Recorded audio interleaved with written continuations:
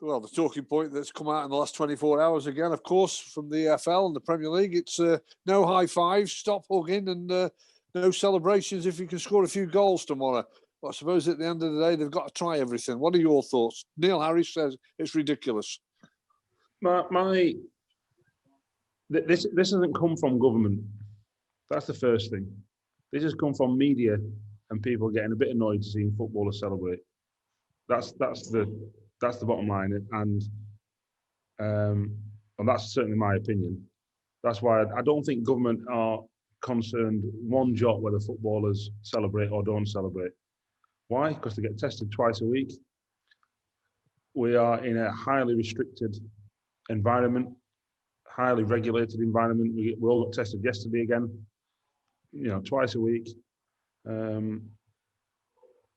So the actual risk of spread, what I don't understand is we all in the same bubble and they're picking on that when the real issue would be set pieces where you're marking someone from not in your bubble. It doesn't make any sense whatsoever. And I'm with Neil Harris and all these other managers that saying it's just balmy. I think it's just social media warriors picking up on something and running with it, and it seems to have been a slow news day and got a bit of a bite amongst the general public. I'd be more concerned about haircuts. How are all these superstars having haircuts? Are they having a personal barber around? Sounds like it, looks like it to me. It's either that or they've all got girlfriends that are hairdressers. That'd be if you're going to pick on something, I'd be expecting to see some cavemen in about 2 months' time because they can't have their hair cut. So I think it's ridiculous. What's the actual? If you're going to start picking on footballers' celebrations, I think we must be doing something right. That's for sure, because I think that's the least of our worries. I don't think you and I have to worry about haircuts, Dave. We're still paying £2.7 and £6, and we get on with it, and we carry on with it for about 8 weeks. But anyway, that's beside the point. As soon as the ball comes out of the kitchen cupboard, I know it's time for the wig to get chopped. That's right. Let's talk about your preparations for this week. How are you looking? How's your squad, and how's the preparations gone? Because obviously you were without a few last week. Have you got some good news? Yeah, we've got plenty back. So we're in far better shape than we were last week. And we've got a long trip, 2 buses, socially distanced, single rooms as we always are. Rock up, play the game. Hopefully get 3 points, back on 2 buses. Do it all again next week. Bring us up to date a little bit. We haven't spoken about Donovan Daniels for a few weeks. How's it going? How's the progress? He went to see the specialist in London yesterday. He had COVID last week. He caught it in the hospital when he went to see the specialist the week before, which is an occupational hazard of actually being injured, I think. But it was really good news. He's probably about a month away. So hopefully by the end of middle to end of February we'll be seeing him again. Just looking at your game in more detail, it looks a good game, doesn't it? There's a lot of good players on show. Yeah, good game. We know they're a good team. It was a good game last year down there. Spoiled by the referee that spoiled it at Fleetwood against Fleetwood.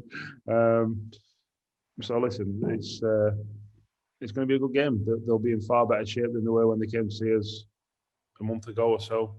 So we know it's a tough place to go, always is.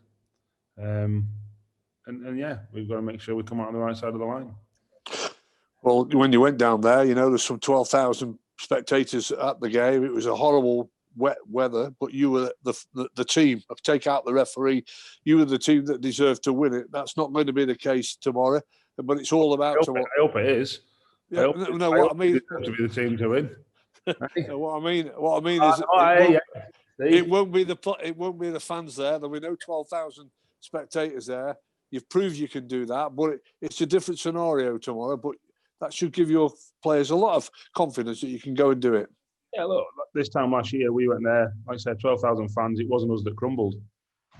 Our players played really well, and whether there's 12,000, 1,200 or 12 in. You've got to perform, because if you don't perform in this league, you won't win many games. And like I say, Plymouth are a good team. That, like I say, they've got some good players. But we also feel they've got some weaknesses. So, we'll be going there, whatever we are, 6 unbeaten, is it 7 unbeaten, whatever the number is, knowing that we're a match for anyone in this league, and that includes Plymouth. So, should be a good game. Should be a real good game. A good game of football. And hopefully, like I say, we can come out on the right side of the line. They've got an interesting stat, haven't they? The bottom of the form table away from home, top of the form table at home. Is that right, is it? I didn't know. Well, there you go. Tough game, isn't it? Just looking at Perry NG now as well, 6 games out. We talked about how well you and how pleased you've been with Travis Johnson, but your captain's back. Let's just think of you deal with him day in and day out. What would he learn from that, bad experience for him? Well, like I say, he's had a long time, what seems like a long time, to gather his thoughts. He's got to make sure that that kind of incident doesn't happen again, and I'm sure he will. He's a passionate lad. He doesn't say a lot. He leads by action rather than words. We all know his behaviour fell a bit short on that instance, but that you take nothing away from how he orchestrates himself for the vast majority of the time. He's a terrific lad, and he's got to pick up the baton where he was before.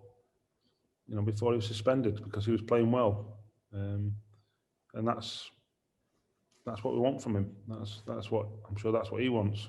And if he wants to play higher with his football club or with everyone else, then he's got to play well. So that's what we're looking for him to do. You're right there, because you would say this is what you're looking for from him, to pick up the baton, and it doesn't carry over. There's no repercussions in his mind mentally or anything. He adapts himself right on the football field to his ability that he has. Exactly. I suppose it doesn't matter whether you're 21, 26 or 36. Most footballers know what it takes to be a good pro. And Perry certainly knows that. That's why he's captain. One of the reasons why he's captain.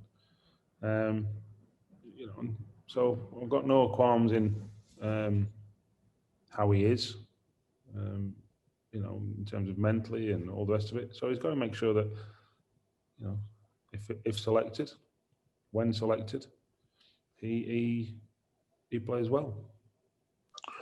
Over the last 7 days, we've been talking to you about interest from other clubs in the Championship for your players. Perry is one of those. Harry Pickering is another. Let's look and turn the page over one for yourself. Where are you with your sort of progress in terms of trying to recruit? Is it moving on? Nobody's coming for me, Graham. Oh well, I'll tell you what. I was doing the supporters yesterday. Yeah, I was on the supporters call yesterday, and that's all they kept asking me. They weren't bothered about the team. They were all asking me about you. What prize you away? I said nothing. No. Listen, let's go on to recruitment. Where are you up to? We've got irons in fires. We're sort of waiting for a green light and kind of thing. It's been a bit frustrating at times, but I think this transfer window, I think it's going to go late. I think there's going to be a lot of activity late, and it's not about holding your nerve. I think it's more about, there's a lot of chairmen, chief execs that are probably scared to do a bit of business, to leave themselves open financially, exposed financially. And they've got to sort of get the ducks in order, and it's sort of a bit of a chess match at the minute, which I understand. So we're sort of going, right, if they do that and they do that, and we're trying to second guess what other clubs are going to do so we can do something. And that's sort of, it seems that there's a lot of clubs in that kind of position. So yes, we are doing our work. We've got 5 hours on a bus, or 2 buses, like I say.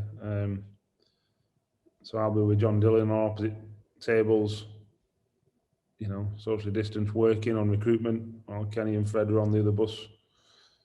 working, and then we'll sort of reconvene 5 hours later in the hotel in Plymouth, kind of thing. So we'll get the work done, and we'll see where we get to. It's not that we are massively in need, but we feel as though 1 or 2 additions could really help us. So that's where we're at. Would you say, just one final point on the window? Many people say in January it's not the best and it's not easy. But when you've looked at your list, do you think there's a few around this time that if you could pull them off, it would make a difference? Yeah, it's just whether you can. It's always a harder window than the summer. It always is.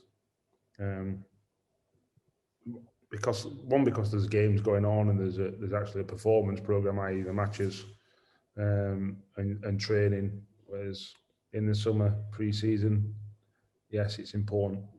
Probably more important than training, to be honest. But there's a longer period for a start. You've certainly had a period of inactivity. So your Junes, there's nobody around. You can get a lot of work done. That's your sole focus. And that time helps, whereas it's all very congested in January. And there's a reluctance across the board, I think, for a lot of people in January. And that's all the way up to the Premier League. I spoke to a Premier League manager, what was it, last year before, and he was saying that there's never a lot of movement in January because it can destabilise teams, squads, because you might not get what you want in because there's less business done. So, and we're no different. It does filter down. We're no different. So that's not an excuse. That's just sort of where we're at. We're looking and we're waiting. I'd rather keep our powder dry and have the resources available when required than make a rash decision and regret it come the end of January or further on. So hopefully we'll get some stuff done, but at the minute it's ducks in order for others in order for us to get going.